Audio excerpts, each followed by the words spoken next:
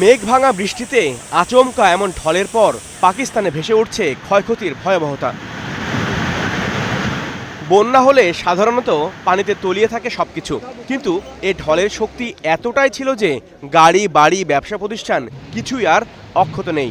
প্রাণ গেছে ৩ শতাধিক মানুষের, এখনো নিখোঁজ অনেকে।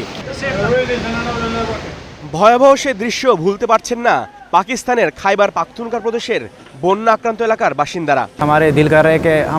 এখনো সবাই আতঙ্কের মধ্যে আছে।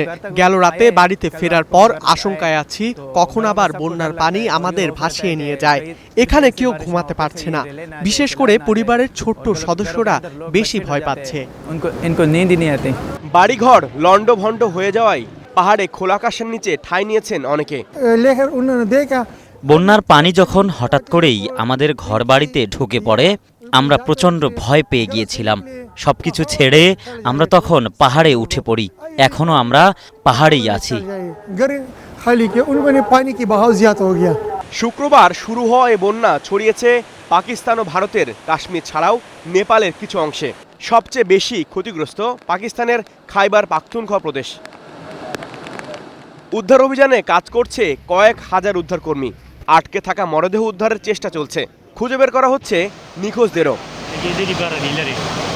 খাইবার পাখতুনখোয়ার উদ্ধারকারী সংস্থাগুলো বলছে, ভারী বৃষ্টি ও ভূমিধসে বিভিন্ন রাস্তা ক্ষতিগ্রস্ত হয়, কঠিন হচ্ছে ত্রাণ পাঠানো। বন্ধ হয়ে গেছে বেশিরভাগ এলাকার সড়ক। উদ্ধারকর্মীরা দুর্গম অঞ্চলে তৎপরতা চালাচ্ছেন পায়ে হেঁটেই।